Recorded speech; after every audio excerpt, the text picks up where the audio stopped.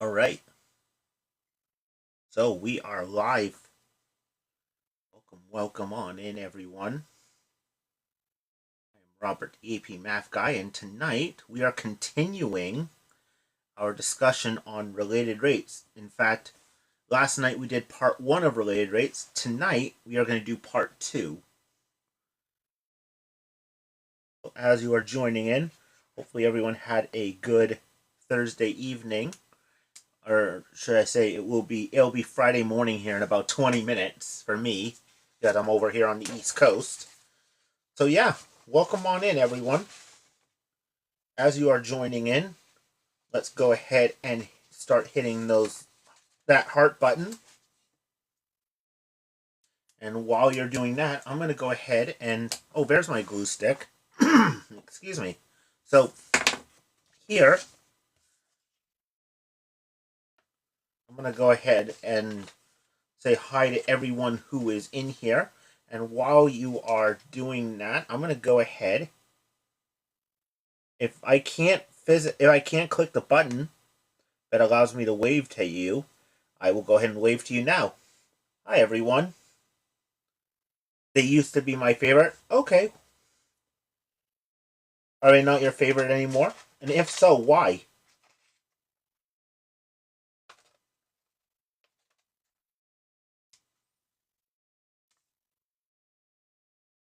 As I'm here using a pair of scissors trying to cut these. I probably should have done this like an hour ago, but hey, you know what? Why not now? Better than not. Maybe I can cut these a little, maybe do a little less work tonight cutting them. Not anymore since I graduated and got my degree in mathematics. Congratulations! What level do you have?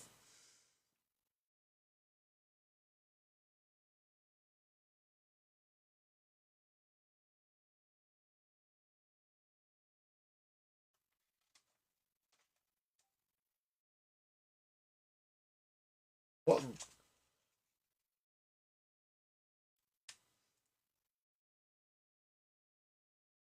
You got a bachelor's in math. That's awesome. I do too.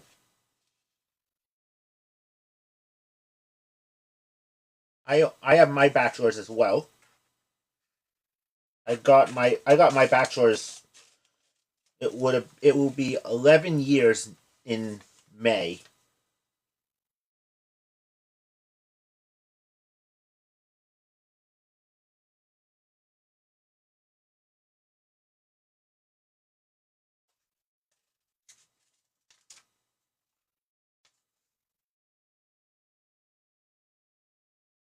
There we go. You taught calculus for 8 years in high school. That's awesome, Javier. I apologize if I'm pronouncing it incorrectly, but yeah, that's awesome. I've been tutoring calculus.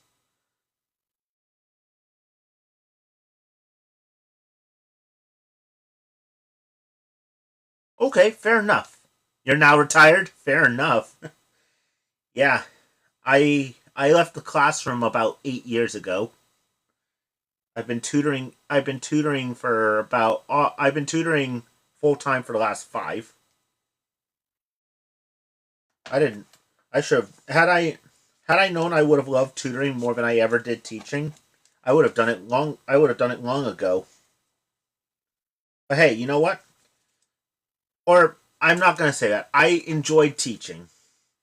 I'm better at tutoring than I was teaching.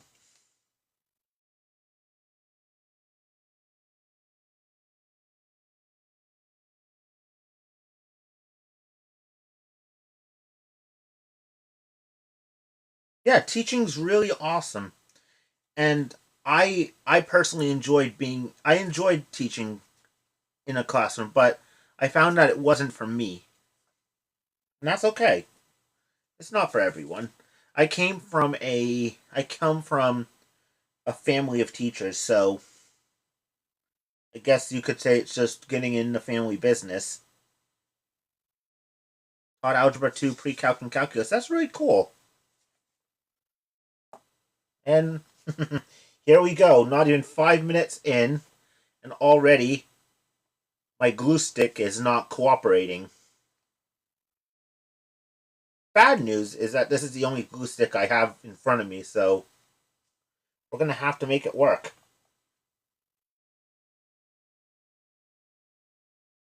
Last night my glue stick was cooperating. Tonight, apparently it's not going to be as friendly. Because we all know, in the battle of man versus glue stick always wins.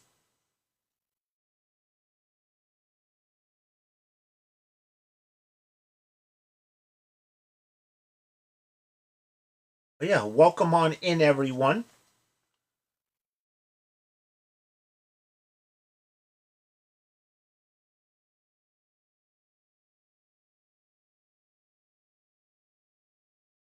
I'm gonna warn you all tonight, just like I did last night. I'm not a very good artist. So I apologize in advance for how bad my drawings are going to be. But with that, here goes nothing. So yeah, so last night we did a few different types of related rates problems. We talked about let me show you what we did last night. So last night we were talking about rocks being dropped into ponds. We were talking about snowballs melting. Thank you, Antonio, for sharing the live. We talked about... Let me turn the page. We talked about balloons being released into the sky. We talked about squares increasing their size. And we talked about people driving in cars. And yes, that is my best attempt at drawing a car from the sky. So it's not...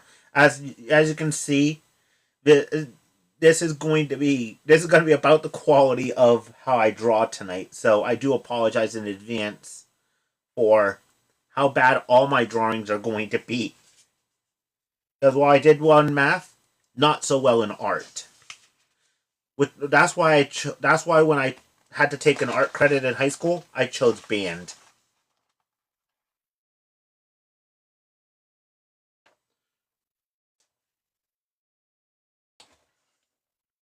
But tonight, we're going to talk about a few different things. We're going to talk about cones. We're going to talk about angles. And we're going to talk about streetlights. So, let's go ahead and get started. So, the radius and height of a cone both increase at a constant rate of 1/2 centimeters per second. At what rate is in cubic centimeters per second is the volume of the cone increasing when the height is 9 centimeters and the radius is 6 centimeters? Okay, so just like last night, what we're going to do is we're going to go ahead and try and draw our scenario out. And I don't know about you, but for me personally, I find that when I draw this out, it helps me to visualize the problem a little better.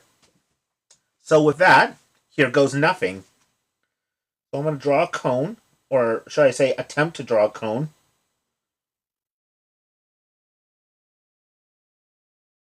There we go. That's not a bad...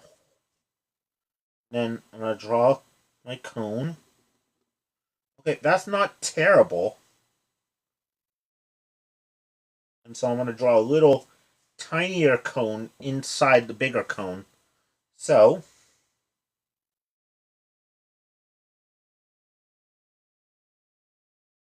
and I'm going to mute that.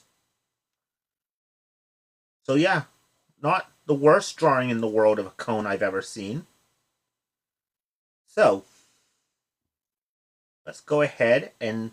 So now that we see this, now I want to write what we're given. So what are we given? We're given that both the radius and the height of this cone are increasing at a constant rate of 1/2 centimeter per second.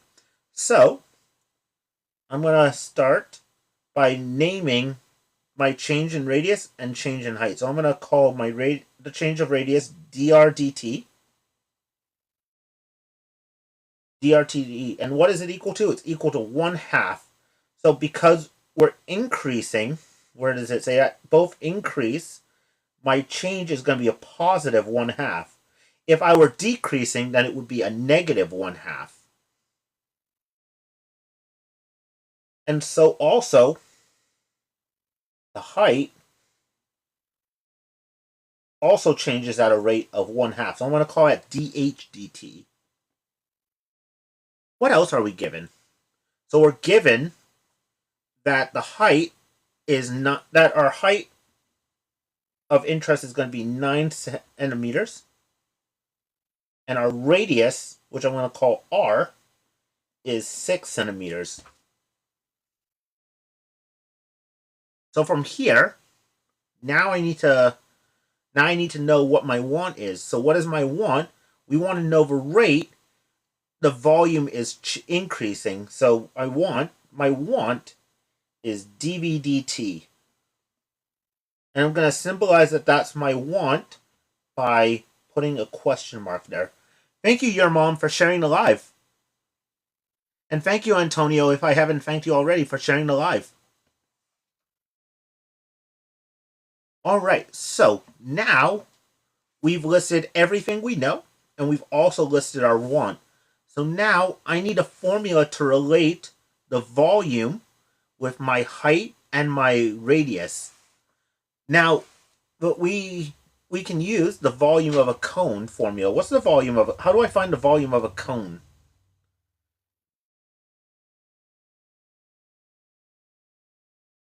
And I've done this 100 times, yet I still get the formula for cone and sphere mixed up.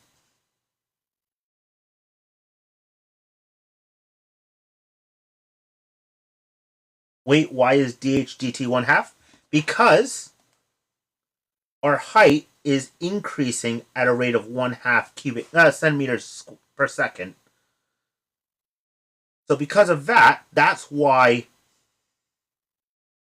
dH dt is 1/2.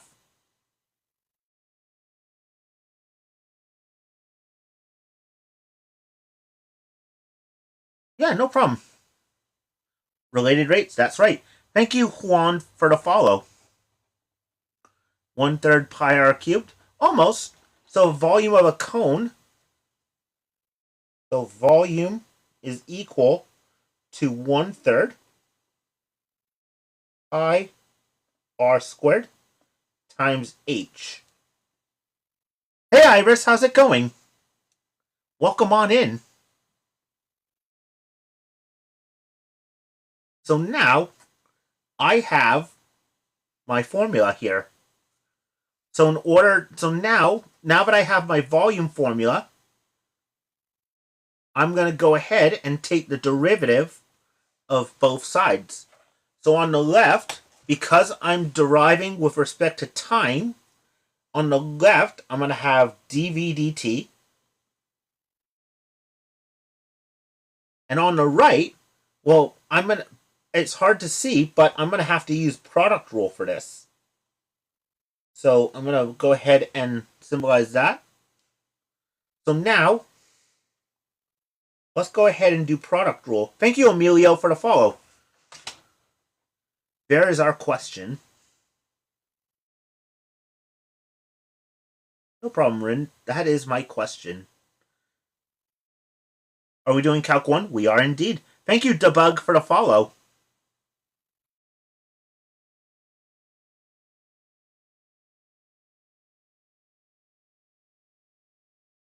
So now from here, thank you, Mochi, for the follow.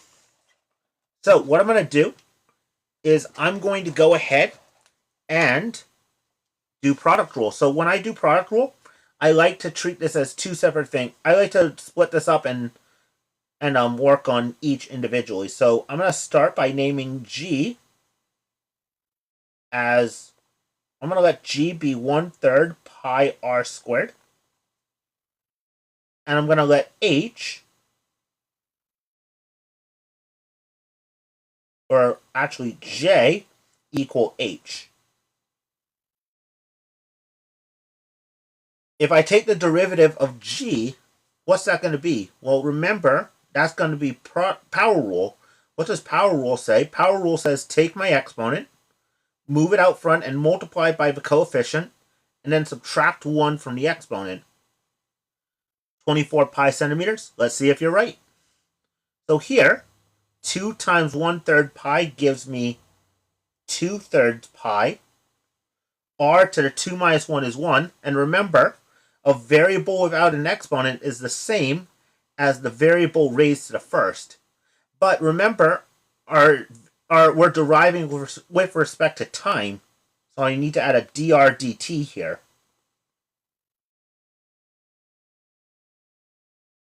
And then, if I take j prime, well, h to the first is the same as h to the first. So again, I'm going to use power rule. That's going to be 1 times h to the 1 minus 1. Well, 1 minus 1 is 0, and any exponent, any variable raised to the 0 power is 1. So this would be 1 times, again, I'm differentiating with respect to time.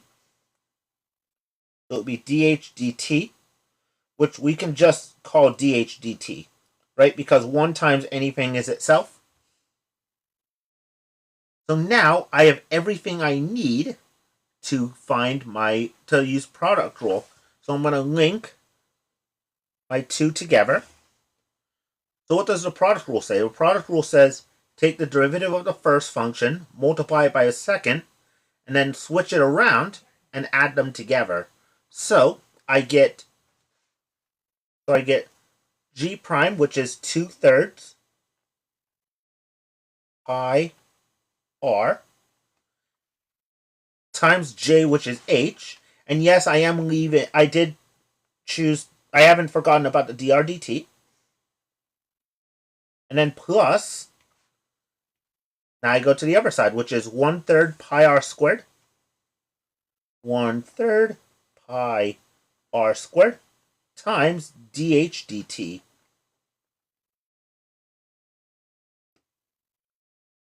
So now from here, what I can do, I have my formula for dv dt, and dv dt is my want. So now I'm going to plug in everything else in for their respective variables, and we're going to solve for dv dt. So dv dt is equal to 2/3 pi times my radius, which is 6, times my height, which is 9, and then times dr dt, which is 1/2. And to that, I'm going to add 1/3 pi times r squared, which is 6 squared, times dh dt. What's dh dt? dh dt is 1/2. 1/2. So now, let's go ahead and solve 2/3. I'm going to leave the pi alone for a moment. So 2/3 times 6, well, 2/3 times 6 over 1. So that's going to be what? That's going to be, so I'm going to do some scratch work down here. So 2/3 times 6 over 1. I don't know about you, but when I multiply fractions together, I like to simplify if possible, and then I'm going to go ahead and multiply. So I can't simplify vertically, but I can simplify diagonally. 3 goes into 6 twice, and since I can't simplify further, 2 times 2 is 4. 1 times 1 is 1. 4 over 1 is 1. So now I have 4 times 9. So 4 times 9 gives me 36. Calc forever? Absolutely. And then, now that I have that, I need to multiply this by 1/2.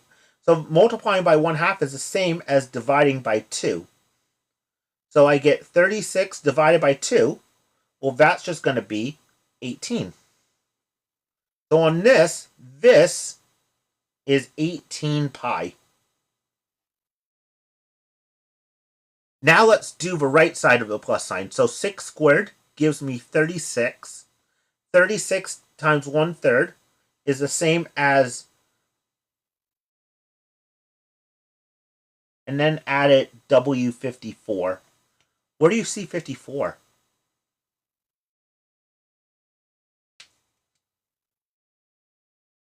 I mean, it's very possible I missed it, but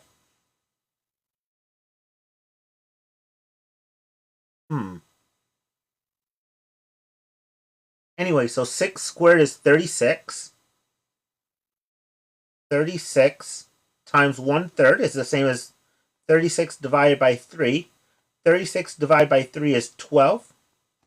12 times 1/2 is the same as 12 divided by 2. 12 divided by 2 is 6. So this is just going to be 6 pi. So I get dv dt. dv dt is equal to 18 pi plus 6 pi.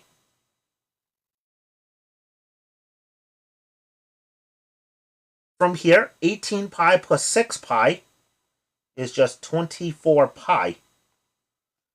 So now I have my answer, but now I need to make sure I include the proper unit. And what's the unit? The unit, because this, it gives it to us. So the unit is cubic centimeters per second. So this is going to be 24 pi cubic centimeters per second. And that's it.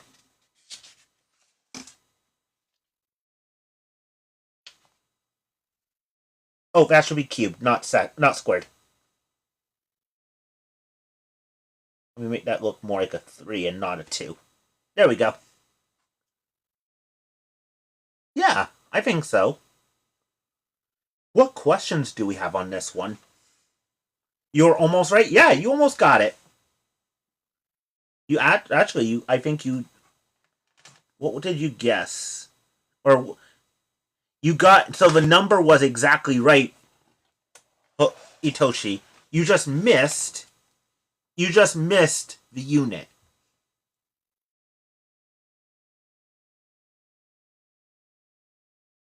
Yeah, absolutely. Way to go.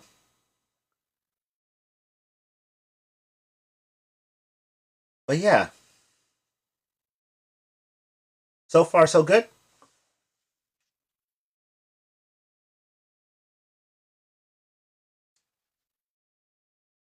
Shall we try another one?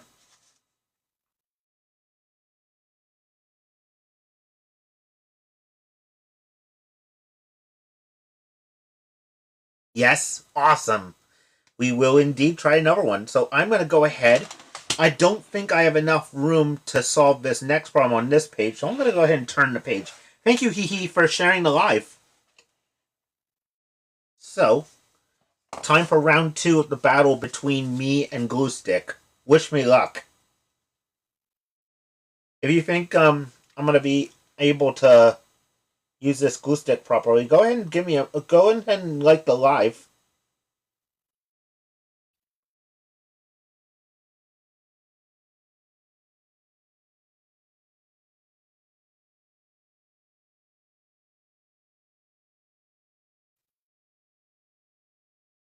Am I a teacher? I used to be a teacher. I'm a tutor now. But I guess the saying goes, once a teacher, always a teacher. So I don't know if that's true or not, but yeah. I've been tutoring full-time for the last 5 years. It seems like this corner wants to give me a little bit of trouble, so I'm going to glue it on. There we go. I win this time. Yeah. So I found that teaching in the classroom just wasn't for me, and that's okay. All right. So water is being dumped into a water is being dumped. Good job, Robert. Let's try that again. Water is being pumped into a conical tank that is 8 feet tall and has a diameter of 10 feet. If the water is being pumped at a constant rate of 3/5 cubic feet per hour, at what rate is the depth of the water in the tank changing when the tank is half full? Hold up, you think you got this? Go for it. It's got. But if you're working on the problem, go right ahead. I'm gonna go ahead and try drawing this. So, um, here's my water pump.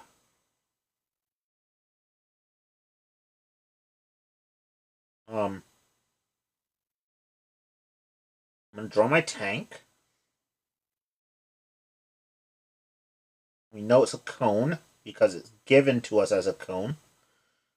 So, here we go. Okay, that's not terrible.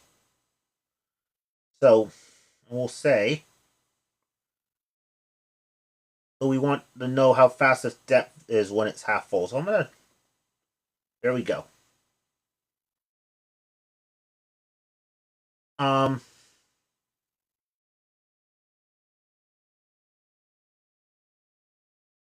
And let me signify that that's a cone by doing this.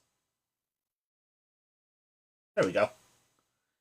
Alright, so water is being pumped into a conical tank that is 8 feet tall and has a diameter of 10 feet.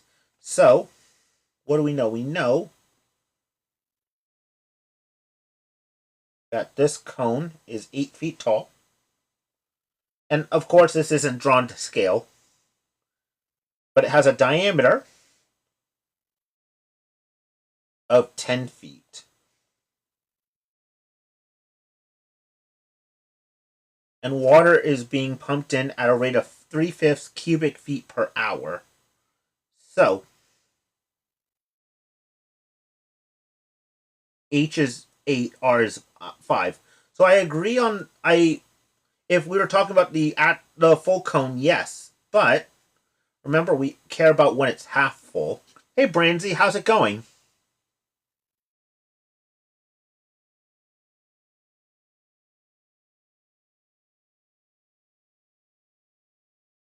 So,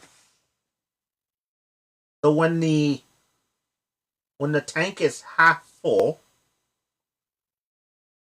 we know that the height is going to be 4 feet, right? Why? Because if it's half full, then it's gone up to 4 feet. So I'm going to say that our height is equal to 4.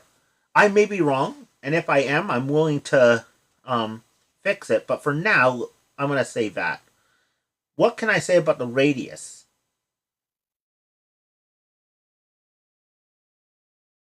Well, up here, since the diameter of the full cone is 10 feet, I can make a right triangle.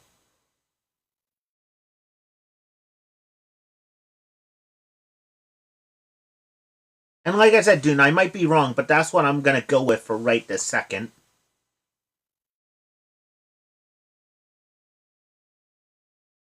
So, I'm going to make a right triangle here.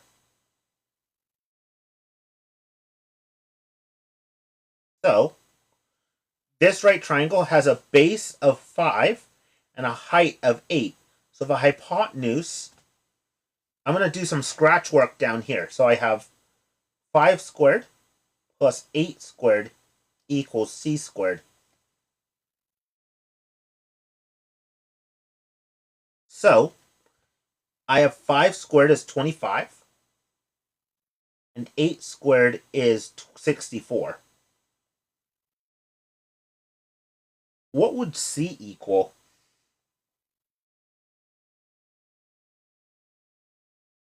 Thank you, Juliam, for the follow.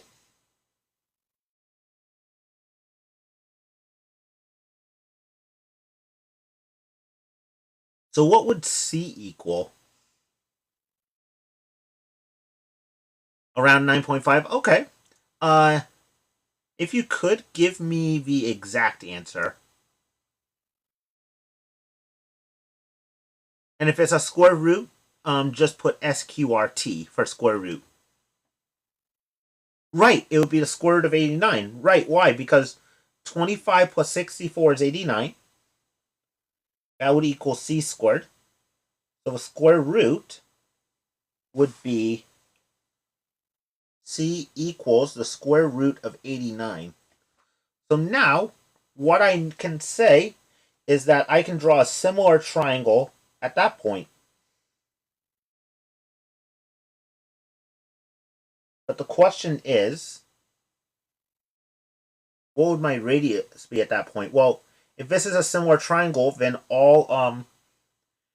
they'll differ by the same factor. So because I'm cutting it in half, then and like I said, I'm claiming that the height is 4. So if that's the case, then the radius also has to go down by a factor of 2. So this would be 5. So excuse me, our radius is 5 up here. My diameter is 10. So the diameter of this would be 5, which means the radius is 2.5.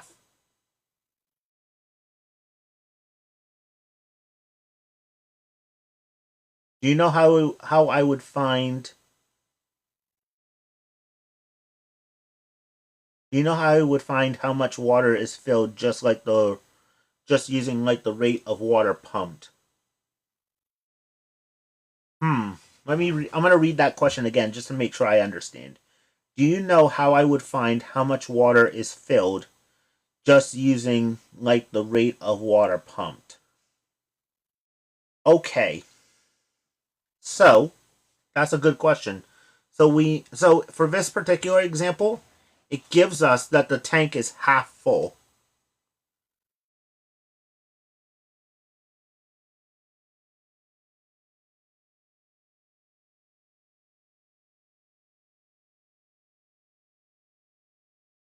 Hmm. And we know that the rate of water going in is 3/5.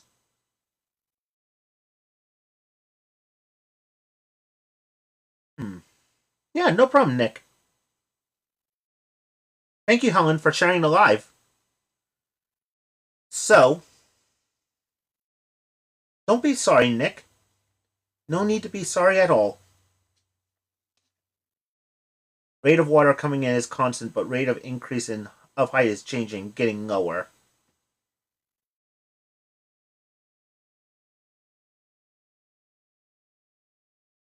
Right, so this is a calc problem.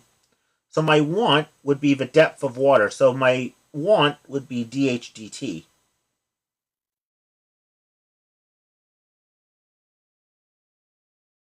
The question is,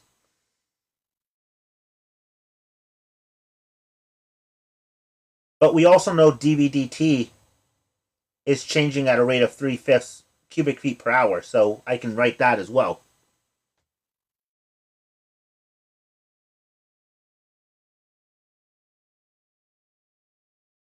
Hmm.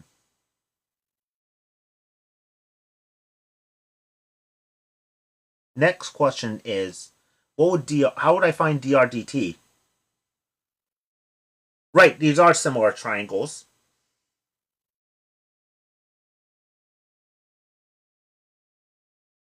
Hmm.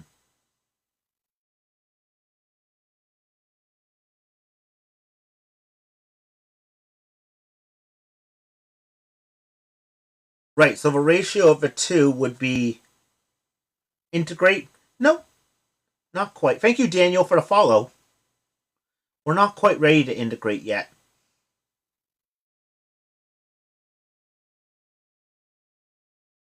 You could use v prime, sure. I use dvdt, but that's just a personal choice. If you want to use v prime, by all means, go for it.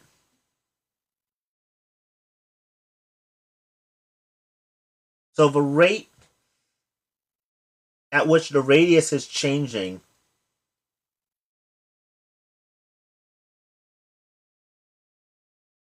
is it 8 over 10? No. Would it be 8 over 5?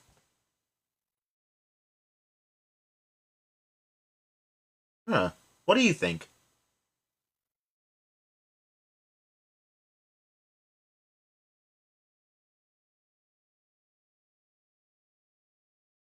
Right, we are going to take the derivative.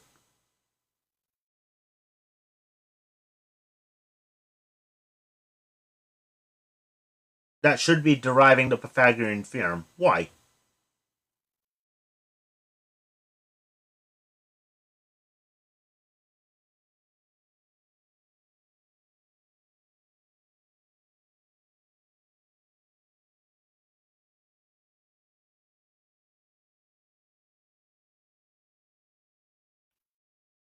Because the triangle of the cross section is changing. Right.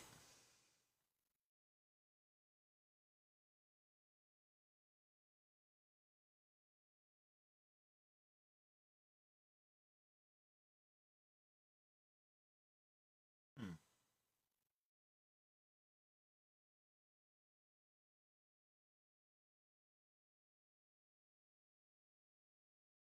So we know volume. I'm just going to write the volume formula now before I forget it. So volume is 1/3 pi r squared h.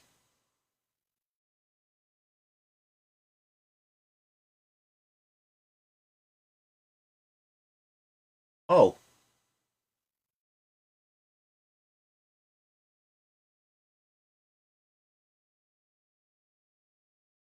maybe I'm wrong. So we know that these similar triangles have this ratio. It's going to be 5 is to 8 as r is to h. So solve right. Okay. Nope, I think I finally got it. Let's solve for r. Cross multiply gives me 5h equals 8r. If I divide both sides by 8, I get r is equal to 5 over h, 5 times h over 5 times h all over 8. So when I can plug r into this formula, so it's going to be volume is equal to 1/3 pi times 5h over 8 all squared times h. Yeah, I think we're cooking now. Thank you for the follow. So here we go. This is good. If I square this is going to be 25h squared over 8. Multiplied by this h, this becomes volume equals 1/3 pi times 25h cubed all over 64.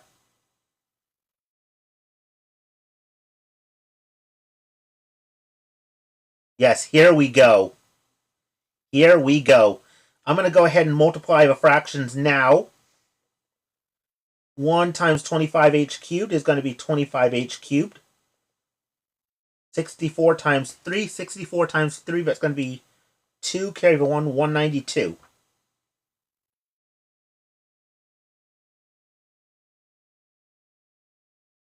How do you know if r is a constant or if you need to solve it in terms of h? So here, I'm choosing to solve for r because of the fact that we have two similar triangles. You're right, Dune. You're absolutely right. And the 30s are going to cancel. Let's do that instead. I like that idea better. So I'll write a new line here. V equals 1/3 pi times 25 h cubed over 64. So now let's take the derivative of both sides. So the derivative of v, remember we're taking the derivative of v with respect to time. So this is going to be dv dt equals, I'm going to use power rule here. So this, I'm going to go ahead and multiply by 1/3. That goes by.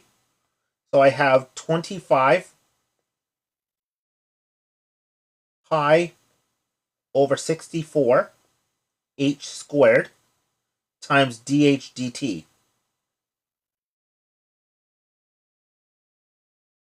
Now, if I did this right, we should end up with a...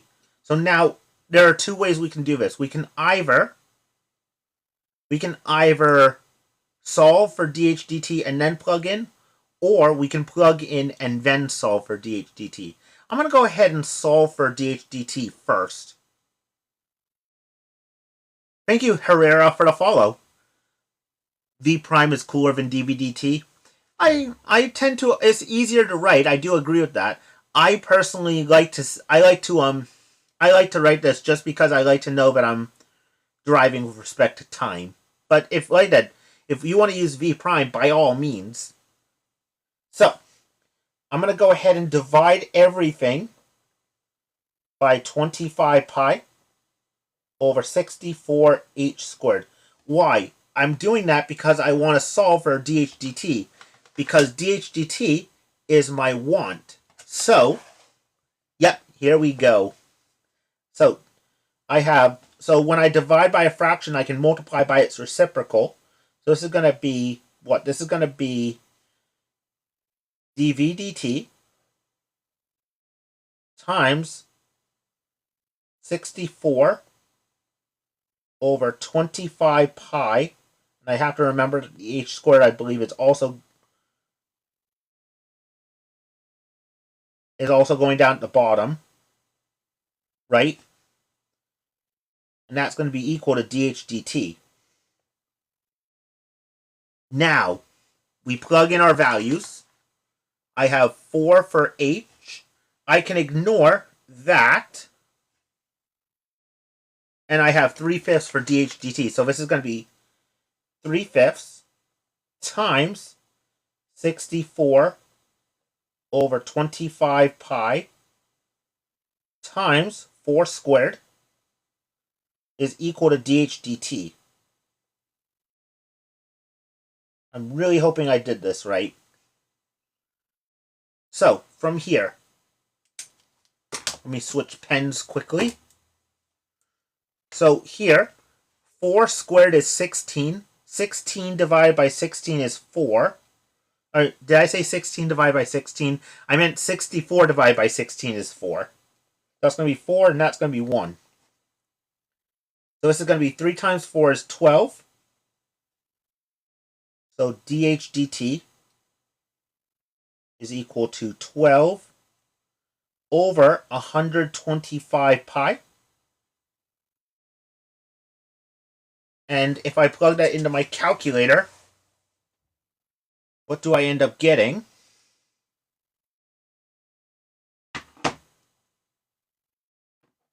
So 12 over 125 times pi. Where's my pi button? There it is.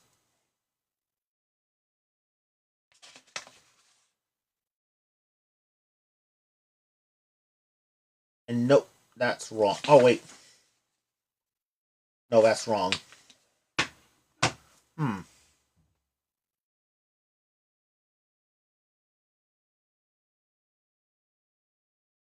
Where did I go wrong?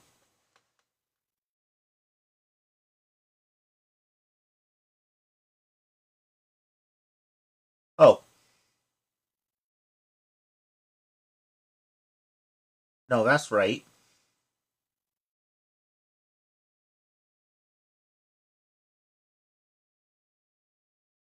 Yeah, I think that's where I went wrong.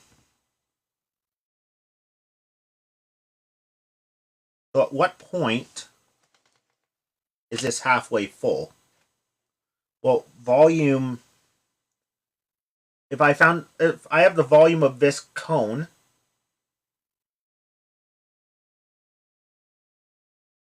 Yeah, so yeah, if I plug in 1/2 V, let's give that, but it still doesn't account for VAT4.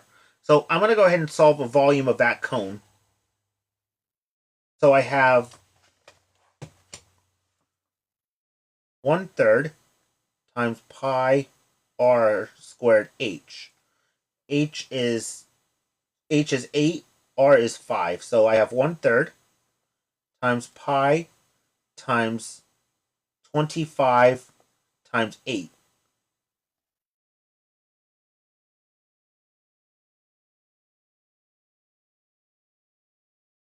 No, I mean use 1/2 volume and solve for h. I suppose I could. I suppose I could. So, so, or I could find 1/2 h here. Right. So this would be 200 over 3 pi. So that would be half of that would be 100 over 3 pi.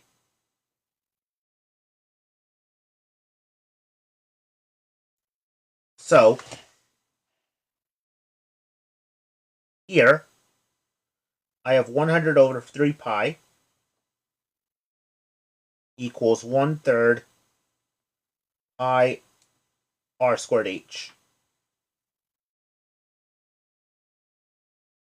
If I divide by 1/3 pi, the 1/3 in the pi goes away. So this would be 100 equals r squared h.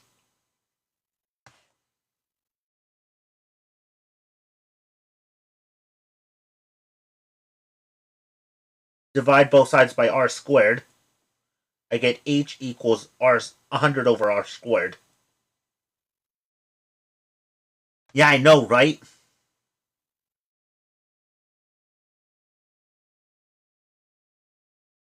So at this point, this would be when the height is this much, it's halfway.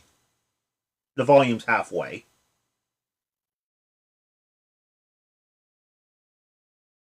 But then I'd still need dr dt.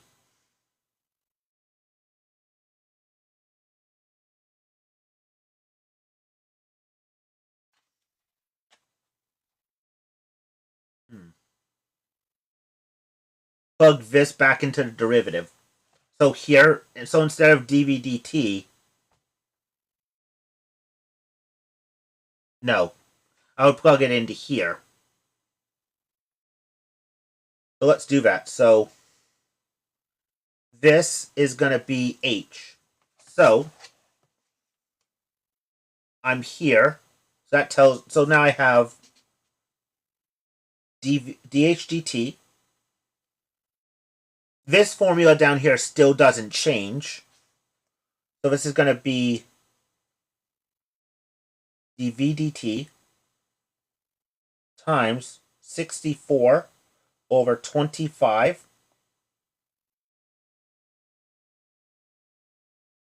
times pi times h squared, which is 100 over r squared. But I would still need to know what the radius is. But I do know what the radius is. It's 5 height over h.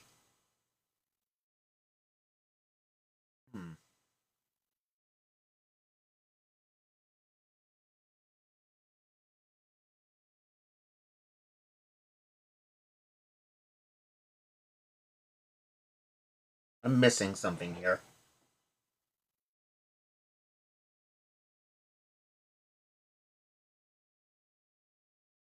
I don't agree with that.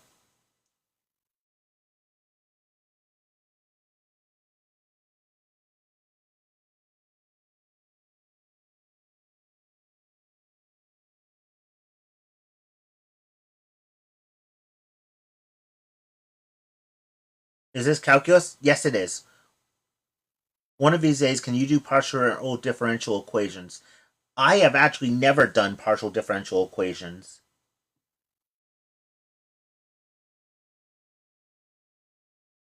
So I would 3/5 is the constant rate of water. Yeah, so we used that. Did I use that here? Oh, so this is 3/5, right? So dh dt is equal to 3/5 times 64 over 25 times pi. And again, we still run into the same issue. I would still need to find the radius at the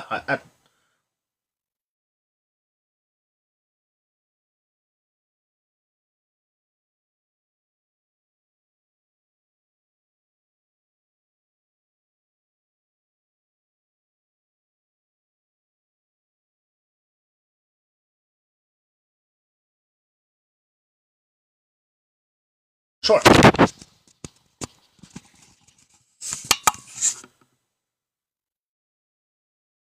What is this math calc? Yes, it is.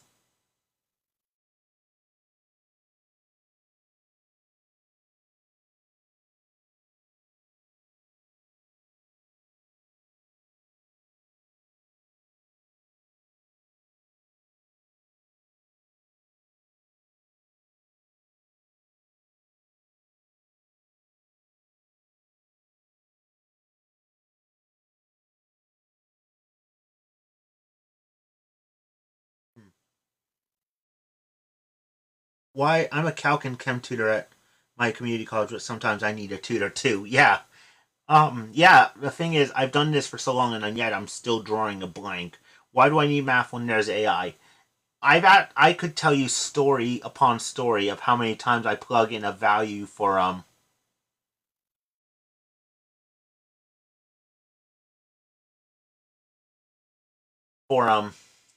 how many times I plug in a math problem into ChatGPT or any other AI and it gets it completely wrong. R is 2.5. How would I know that? Unless the height were 4.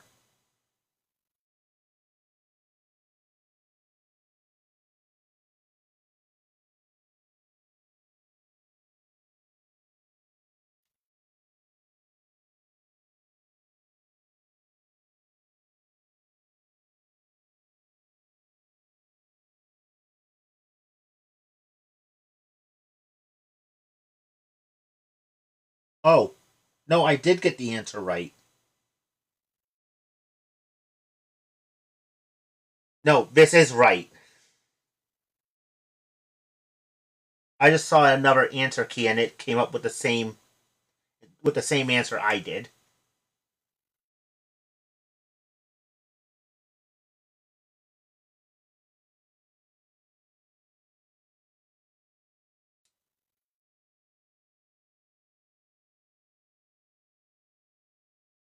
So I am right, which means that answer sheet that I the answer sheet that I have is wrong on that one. And what's my unit? I can't forget my unit. It is going to be feet per hour. So this is feet per hour. Thank you, Ward, for the follow.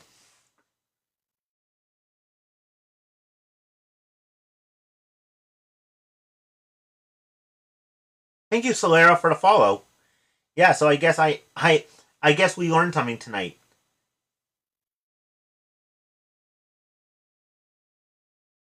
So no,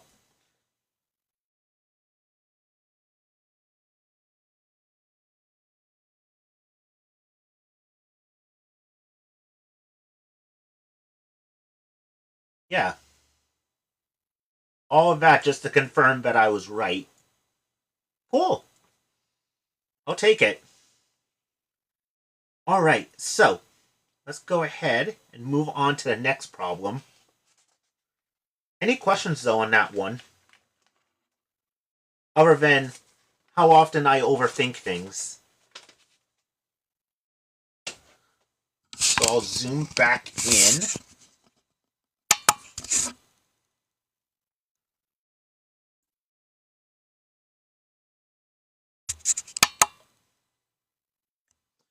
Thank you, Morales, for sharing the live.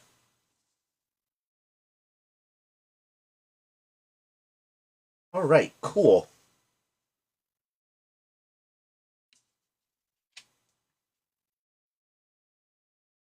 Now we move on to our next example.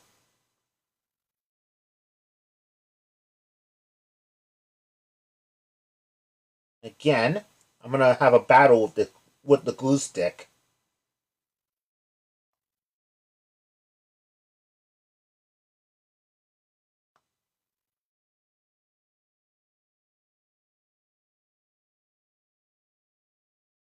Thank you, George, for the follow. I have my Unit 1 exam for calculus tomorrow. Hope me luck. Good luck, Josh. I know you can do it, though. I believe in you. We'll have a battle with math later. Good night. Yeah, have a good night, Dune. Thank you for joining us. Thank you for joining in.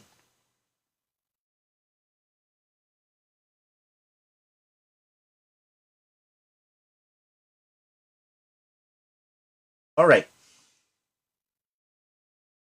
So here we go with question 8. An acute angle of a right triangle increases at a constant rate. Hey, Will, how's it going? At a constant rate of 3 radians per minute. If the hypotenuse is 5 centimeters, at what rate is the side opposite the acute angle increasing in centimeters per minute when the opposite side equals 3 centimeters? Excuse me. Thank you, Josh, for the follow. All right. So, let's go ahead and attempt to draw this. So, an acute angle of a right triangle. Thank you, Morales, for the follow. Definitely going to want to use tangent here, probably using implicit differentiation to avoid arctan. Yeah, so I think that does sound right. So let's go ahead and try and draw it. Serious business here. Oh yeah, very serious. Definitely. So I'm going to draw a right triangle. This I can draw halfway decently. And we know that an acute angle is increasing at a rate of 3 radians per minute. So here's our angle. We know that the hypotenuse is 5 centimeters. So I'm going to let C equal 5 centimeters. And the angle, which I'm going to call theta, so d theta dt is increasing 3 radians. So that would be, so I'm going to let that be 3.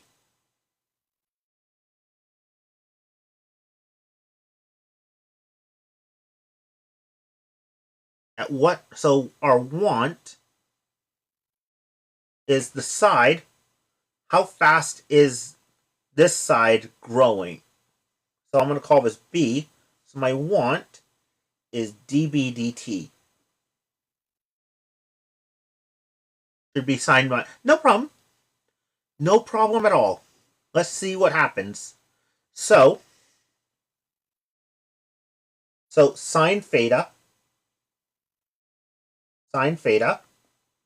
Let's give it a try, Will. So sine theta is equal to opposite over hypotenuse. So this would be B over 5. How do we know what trig functions to use? That's a good question, Antique. So remember,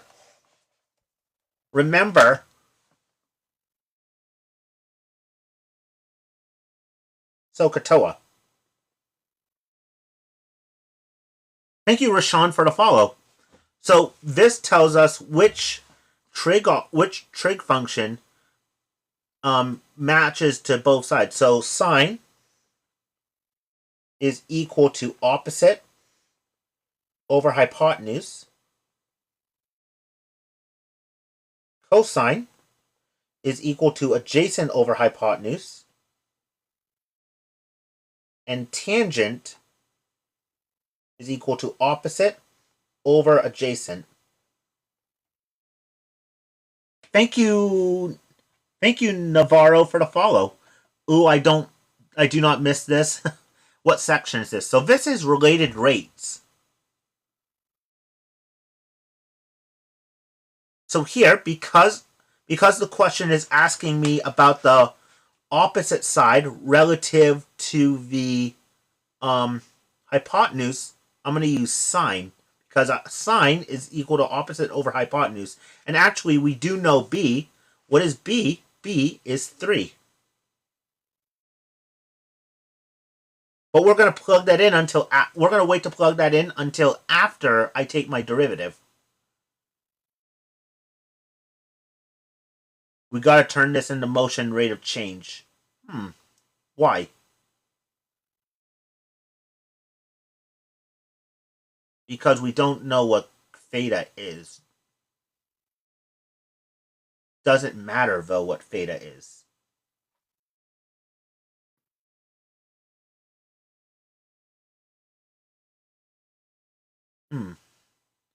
Thank you, Tammy, for the follow.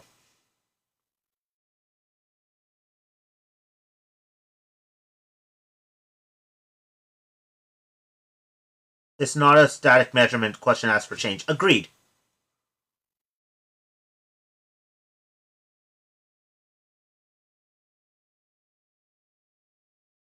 But by taking the derivative, we're essentially accounting for the change. Can you zoom out? Sure.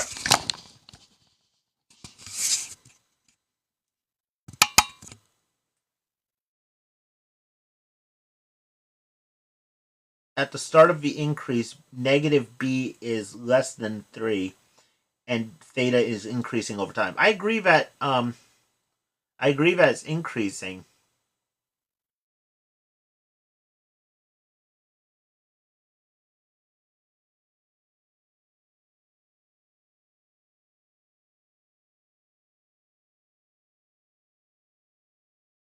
Sorry, not negative b, b.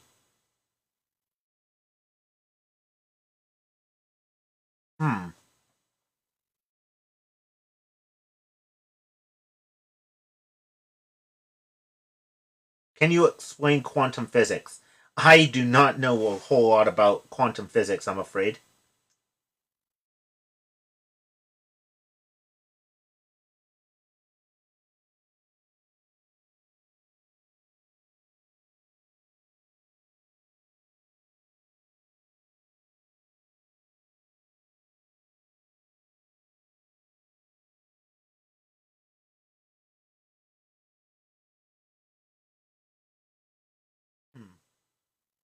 Yeah, I wish I knew. I still have to learn a lot.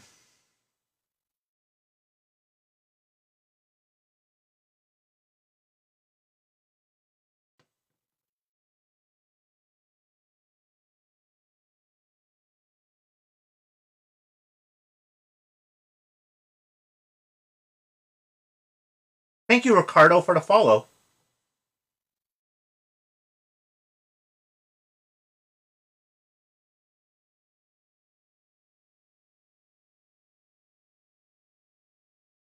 Hmm.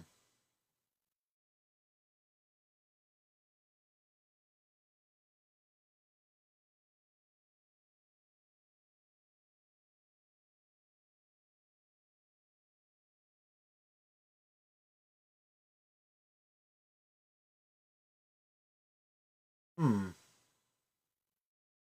So if I took the derivative of this, I'm going to end up with cosine theta times d theta dt is equal to 1/5 times dB dt.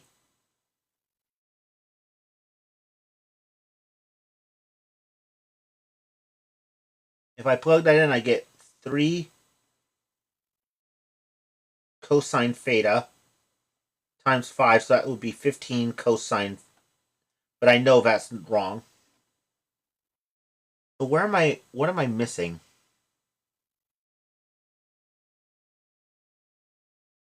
An acute angle of a right triangle increases at a constant rate of 3 radians per minute. So d theta dt is going to be equal to 3. If the hypotenuse is 5 centimeters, which I have here, and the hypotenuse isn't going to change, what's going to end up happening is as theta increases, b is going to increase, but this side's going to decrease to keep that hypotenuse at 5 centimeters.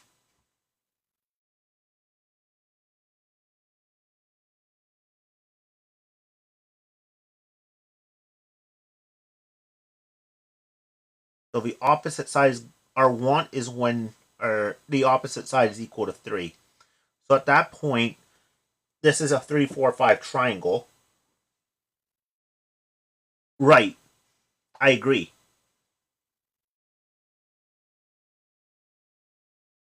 So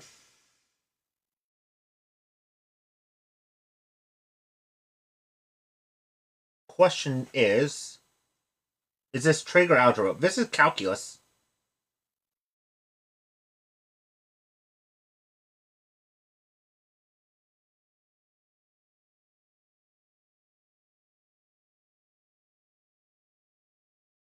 Oh. Oh. Okay, I know what I'm doing. I know how to do this now. So, I'm going to... So, the formula that I want to solve is indeed this. So, when I derive that, I get this.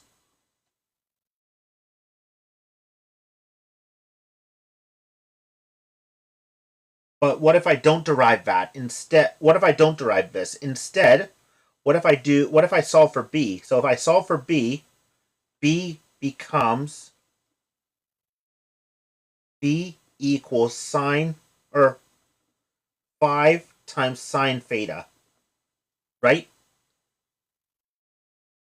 So now if I derive this, this is going to be, derivative of b is db dt.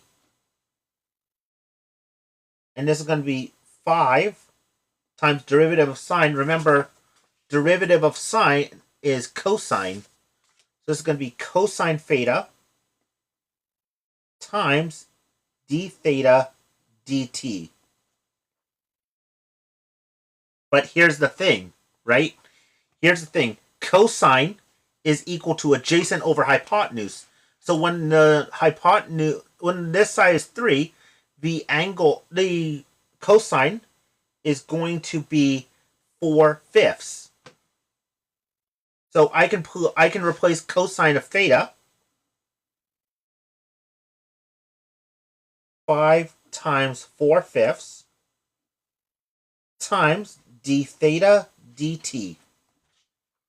Right, now we're cooking. So, what do I know? Do I know d theta dt? Yes, I do. It's 3. So 5 times 4/5, we say bye to the 5s. I'm left with db dt is equal to 4 times 3. What is 4 times 3?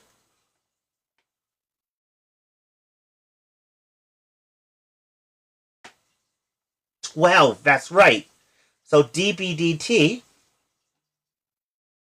must equal 12. And what's our unit of measure? It's going to be centimeters per minute. So it's going to be 12 centimeters per minute. That's it.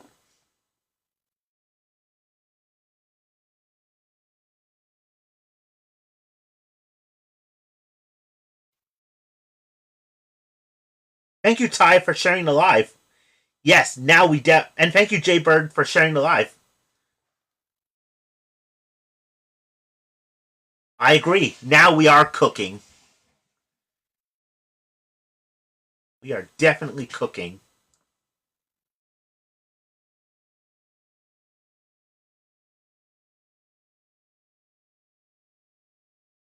Thank you, Amans. Thank you. I'm proud of you all. I'm proud of you all as well for watching me attempt to solve this.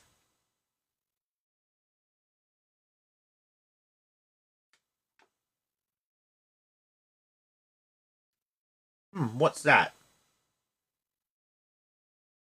Thank you for the rose. Thank you for the rose, Amans. All right, so you're gonna send me another one. Awesome, thank you. So now I'm gonna go ahead and turn the page. I think we have 1 or 2 more problems in store.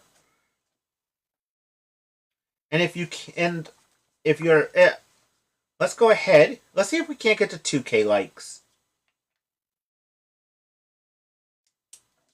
I think you all can do it.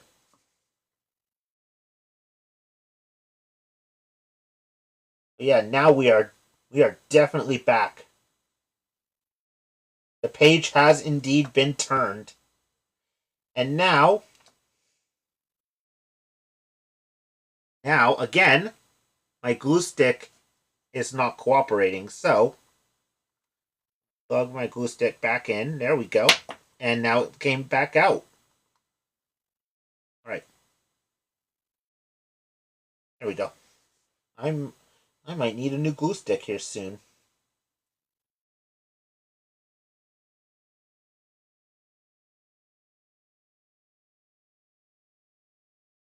All right.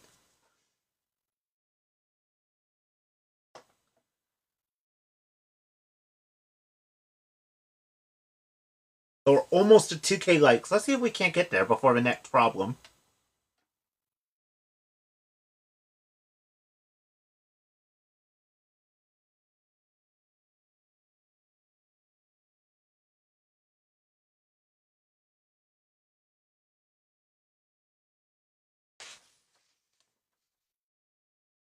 We're almost there.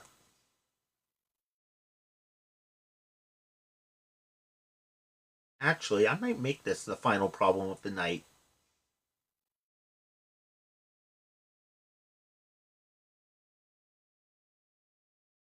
There we go.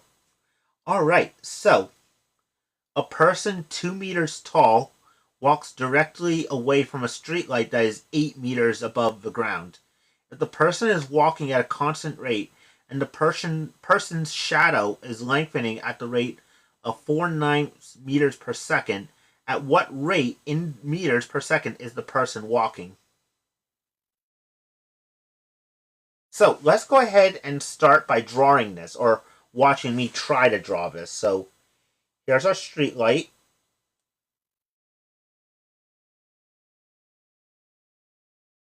We know that this is 8 meters off the ground.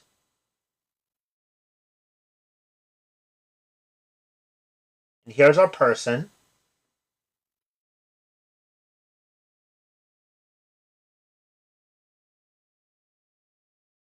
And he's 2 meters tall. And his shadow, if the light's behind him,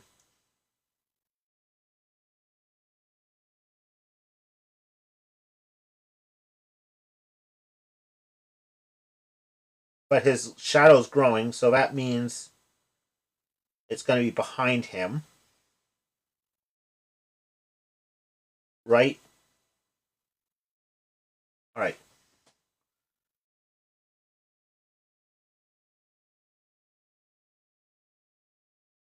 The closer it increases, further away it decreases, unless if the light's behind him,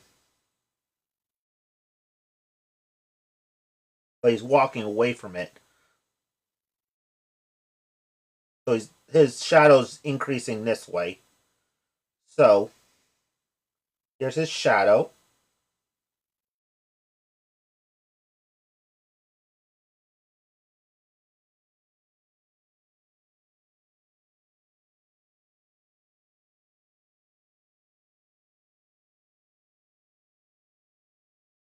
Shadow increases in size the further you walk away. Right.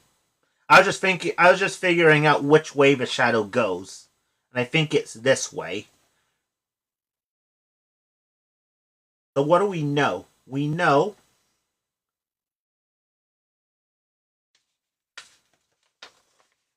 the following. We know that this person is 2 meters tall. So person, I'm going to write everything we're given in this problem. So person is 2 meters tall. And this street light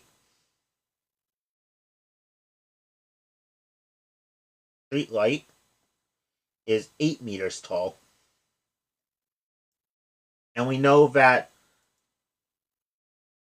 the shadow is lengthening at the rate of 4/9 meters per second. So D shadow, what should I say for the shadow? I'm going to call it DHDT. Because H is the second letter of shadow. And that's going to be 4/9. It's positive because it's lengthening. It's increasing in size. Remember, if it's decreasing in size, then this value is going to be negative. And what's my want? My want is how how fast, at what rate is the person walking. So I'm looking for dWdt. So that is my want.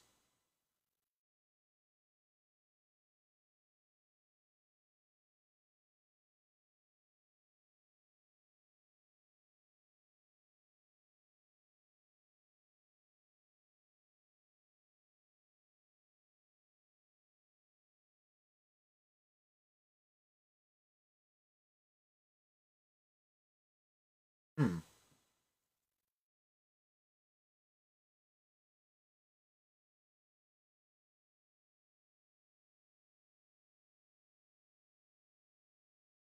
So I know the following. So I can use similar triangles here.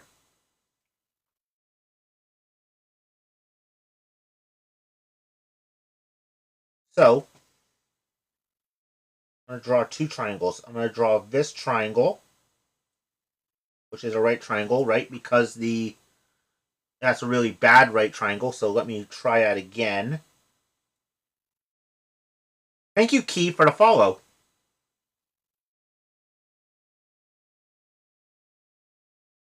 So I'm going to call the distance between the lamppost and the person. I'm going to call that X. I'm going to call the distance between the person and the shadow Y or S. Or actually, let's call it H.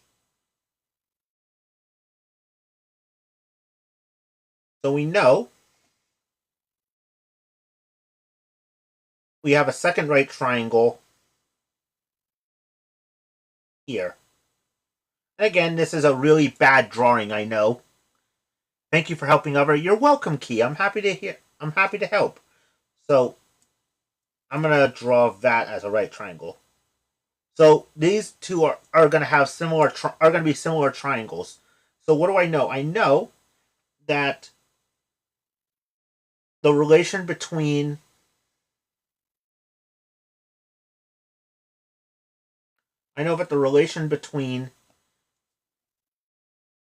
the lamppost height and the person's height. So that's going to be 2 over 8. We know that with similar triangles, all sides are going to differ by a scale factor. So this is going to be h over x plus h. So let's go ahead and simplify this. So I'm going to cross multiply here. So I have 2 times x plus h is equal to 8h.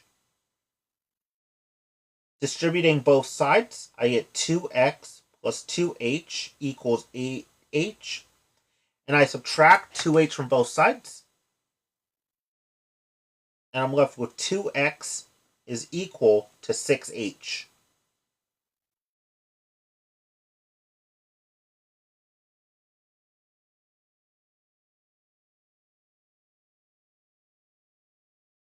So, from here, I want to find how fast the person's walking in terms of how are you so on time. I just learned shadow related rates today. I'm not sure. Perfect timing, I guess.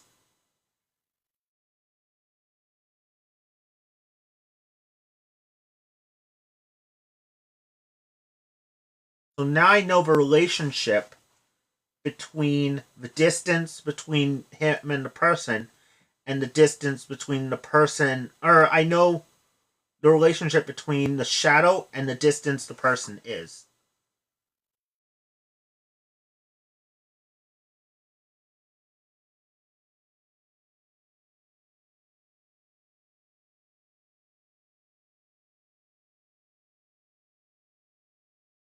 So,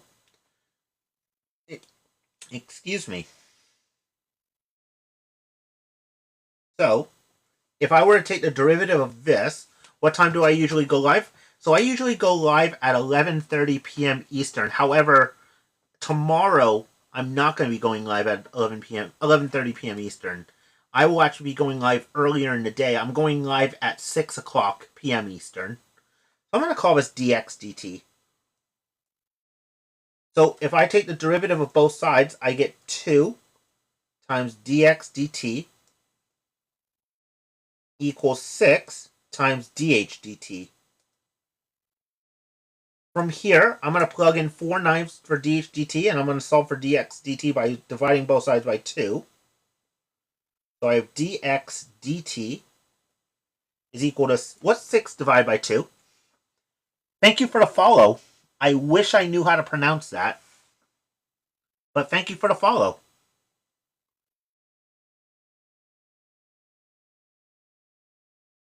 So what's 6 divided by 2? Yeah, no problem. No problem, Key. Can we do one more shadow problem after this? I actually don't have another one prepped. But we can start with one tomorrow. Is this calculus? It is indeed.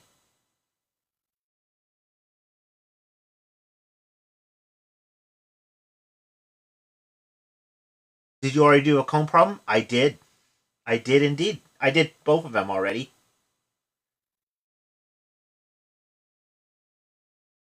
Thank you, EA Chavez, for the follow. So 6 divided by 2, that's going to give me 3 dh/dt. And now if I plug in dh/dt, 4/9 for dh/dt, I get dx/dt is equal to 3 times 4/9.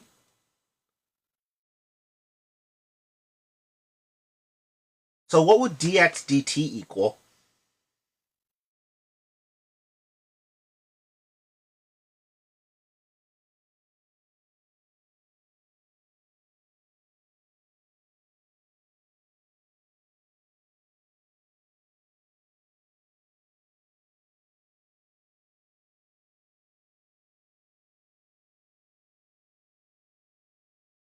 Four thirds, right. So it would be 4/3. And what's my unit of measure? It would be meters per second. Looks like Calculus 1? It does, because it is. And that's it.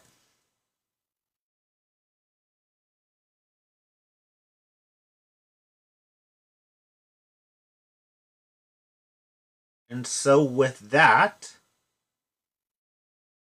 I'm going to go ahead and call it a night.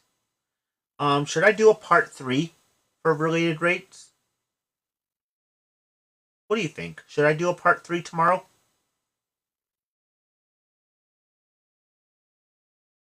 A thousand says yes.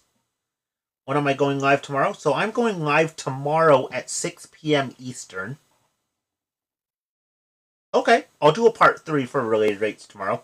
I didn't know what I had planned anyway, so yeah, I'll do a part 3. Are there any types of related rates problems you want to see?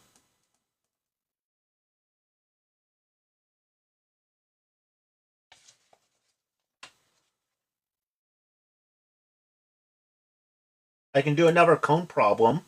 I can do another shadow problem.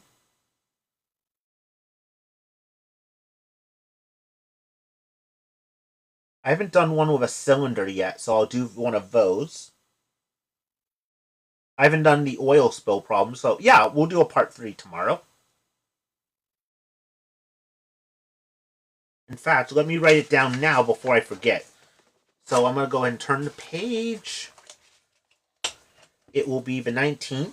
So date 9/19. Topic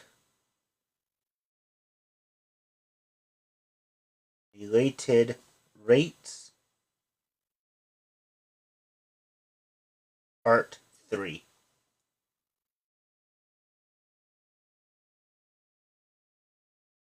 Honestly, in my physics class, we've had a bunch of shadow problems. Okay. I don't believe I did the best, so I could use some refreshments. Perfect. Yeah, so here's what I'll include on my list. So here is my list. So Related rates, part 3.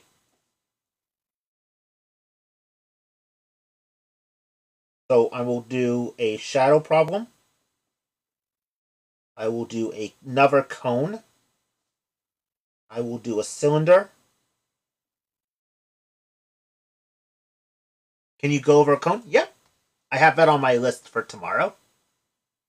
Thank you, Thousand, for the follow.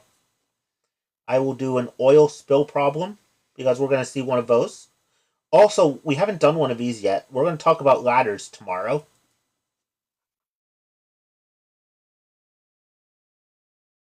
Isn't calculus just using algebra? What formulas are you using logically? Almost. So calculus is, think of calculus as like how things change instantaneously. I like to think of calculus as the study of change. Baseball, I could do a baseball problem. I think, yeah, that's angles. Sure, I'll do an angle problem. So I will have 7 problems tomorrow. Can you go over the ways derivatives are written on the AP test? Sure. I will do that in time. Thank you, Anish, for the follow. So, I'm going to go ahead and call it early tonight. But before you go, I do have a couple things that I do want to plug. So, let me get my other note cards, which are right here in front of me. So first, I want to tell you about a couple of people here on on TikTok that I recommend that you follow. So first, is my friend Audrey over at ACG Math Tutoring. She's really awesome. She's really good at helping people get ready for their ASVAB, their ACT, their Accuplacer, their GED, their TEAS test. And also, if you want a review of algebra or geometry, she is definitely the person I recommend. In fact, if it weren't for Audrey, I wouldn't be on this platform. So, yeah. So I recommend you give her a follow. Also, if you're interested in learning about the abacus, that and in a fun way, then I recommend you follow Learning with Lynette. She's really awesome. In fact, I think she is live right now. Let me check that. I'm more than sure she's live right now.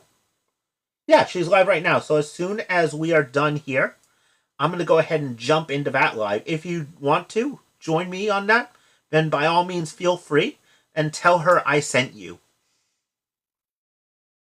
And also, here are some things that I am in the process of working on. I have calculus flashcards that I'm making. I'm also making, I don't want to call this a calculus rules thing. Instead, I want to call it kind of like a tips and tricks for calculus. And also, I should include that I am in the early stages of working on my first calculus notebook. I'm in the early stages of that right now, so I'm a little ways away, but as soon as I have all of these ready, they will be up on my TikTok shop for you to get. Thank you, Dev Sand, for the follow. Am I a high school teacher? I used to be. I'm not anymore. I'm now tutoring. And speaking of tutoring, here is a list of everything that I tutor.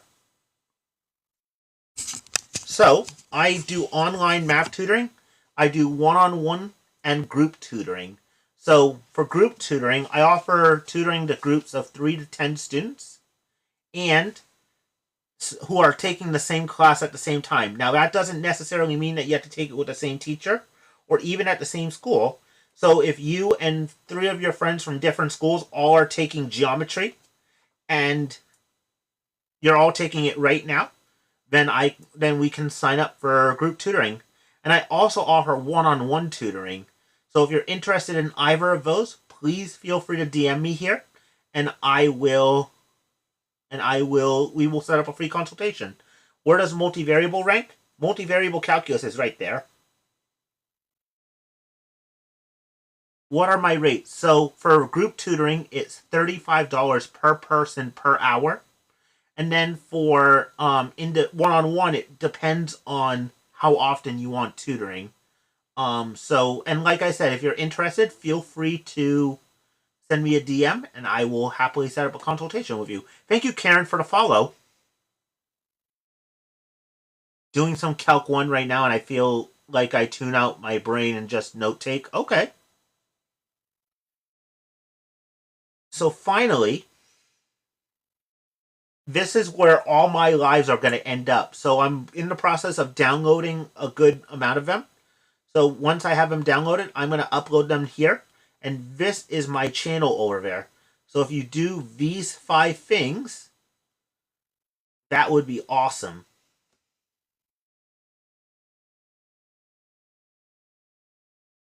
I don't think I'm interested in math tutoring because I'm very gifted at math. Well, here's the thing. But I wanted to know because I'm interested in tutoring. That's actually good to know. If you want, feel free to DM me and I can definitely talk to you about that.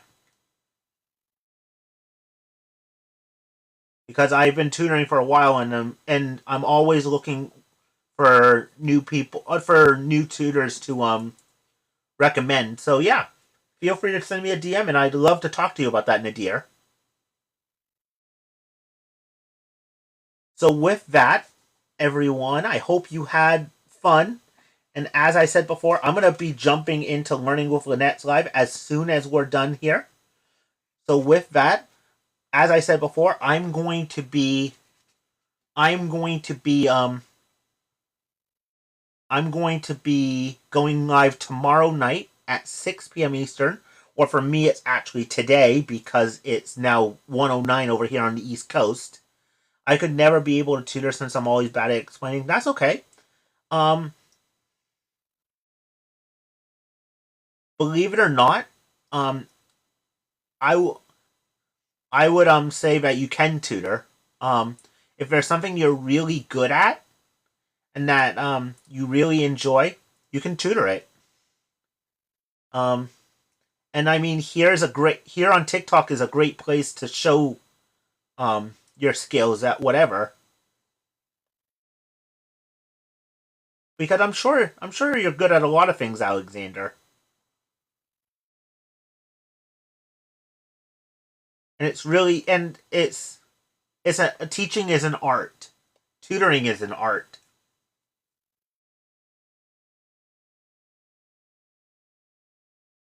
But yeah, so with that, I hope you all have a great rest of your evening. And I will see you all tomorrow or today at 6 p.m. Eastern. Have a great rest of your night, everyone. Bye now.